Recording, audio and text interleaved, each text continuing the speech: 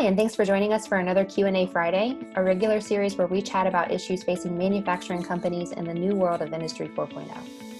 I'm Jessica Vodden, a team member here at Mountain Point, and I'm joined by Andrew Reiser, our president and co-founder. Hey, Andrew. Hey, Jess. Hey, so today we are breaking down step 5 of our 10-step guide to managing a digital transformation project. For those of you that have been following along on our blog, we have a 10 best practices infographic that outlines key considerations for managing digital transformation efforts in your company. And we're discussing each of those one by one to really dig into the issues. Step 5 is evaluating and aligning your business processes. And one of the things that I think is really challenging for companies is setting straightforward business processes that are repeatable, but also flexible enough to address emerging issues. And then balancing that with, not just changing your process every time a unique situation comes up. So Andrew, how do you go about doing that and what's involved?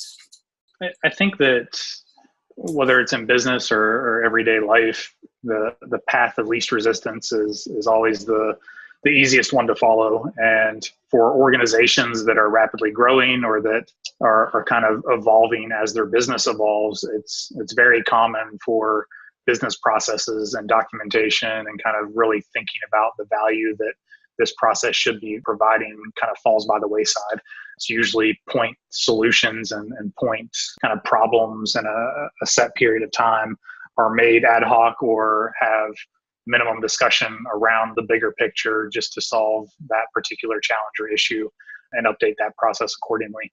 So I think this is where this kind of spider web of processes ultimately evolves, and taking a step back and re-baselining things and re-looking at your kind of core processes, I think is absolutely necessary. So we talked about that in our previous Q&A discussions about how to measure and really baseline the organization. And I think this is a great starting point, is to baseline your existing business processes so that you can then identify what the future state needs to look like and start having these hard conversations that typically get swept under the rug just to move things forward.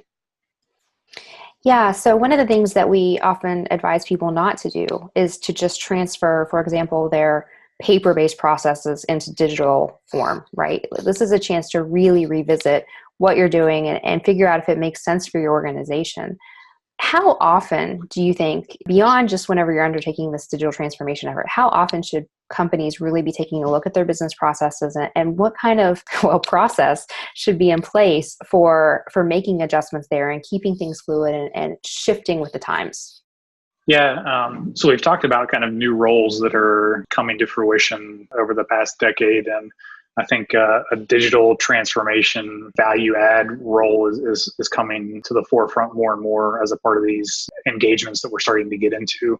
A lot of times people either are internally promoted or an outside person is brought in to almost be that process improvement consultant to really go around to all aspects of the business and do what we're talking about. So re-level set things, create that baseline of where the business currently is so that you can identify the low-hanging fruit and the process improvement changes to make the business better. So we're definitely seeing that shift and those types of roles being established in these organizations, and kind of reiterate back on your point of now's the opportune time to reinvent these processes and reestablish a new way of how to do them, not to buy a bright new shiny tool or system and replicate the same bad processes in that new expensive tool. Yeah, absolutely. And I think our previous conversations on setting KPIs, as you mentioned, are really relevant here because it helps you figure out why you're doing something, right? And if you can't tie a process or an activity that you're doing on a regular basis back to one of your end goals, I think it's a really good time to evaluate why you're even doing it in the first place or how it could be better aligned. I think that's a great point. I think that the data never lies. I like using that phrase a lot. So a lot of what we talk about revolves around data and how to measure data and the organizational value that data brings. And oftentimes people let the emotional or the how they perceive things come into play as it relates to these business processes. But when you really uncover the data and dive into it a little bit deeper and peel back the onion, you often find that that's really not the case, that the data says otherwise. Yeah, absolutely.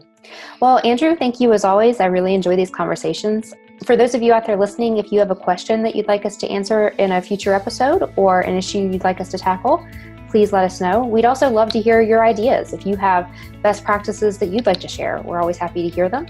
You can hit us up on Facebook, on Twitter, LinkedIn, Instagram, via email, our website. We're everywhere. So definitely love to hear from you. And Andrew, thanks again and happy Friday. You too. Thank you.